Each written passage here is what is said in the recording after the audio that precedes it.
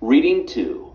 A Life with Chimpanzees, page 141.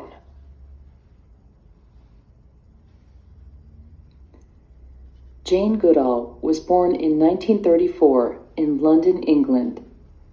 When she was a child, she loved to play with animals. She loved to read stories about Africa and wanted to go there one day.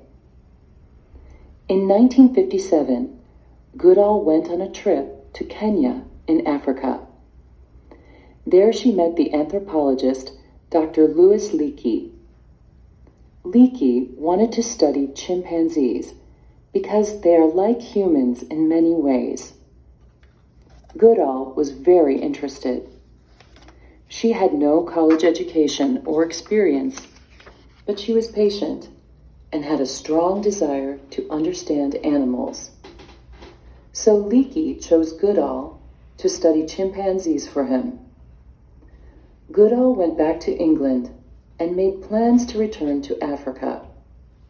In July 1960, Goodall arrived at the Gombe Stream Reserve in what is today Tanzania, Africa. She didn't know anything about chimpanzees.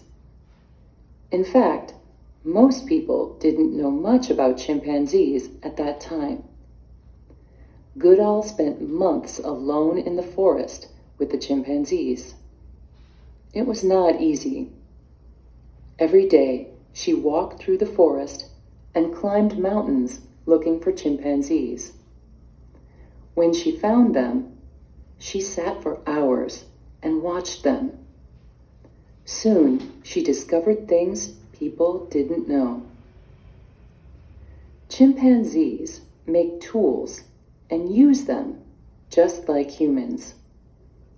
Chimpanzees eat fruit and nuts, but they can also kill large animals and eat them.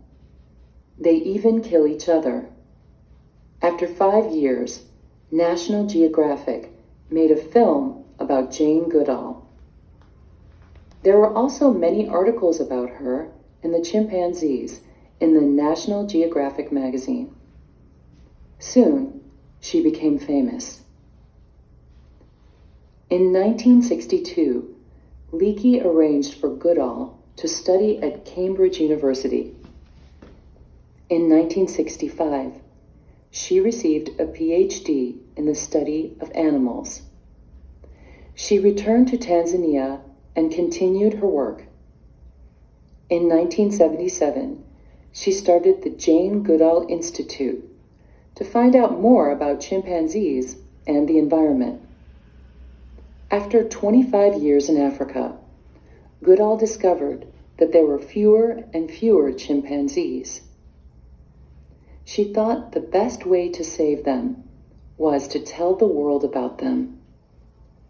She wrote books and articles. In 1991, she started Roots and Shoots, a program for children around the world to help people, animals, and the environment. 11 years later, the United Nations named her Messenger of Peace.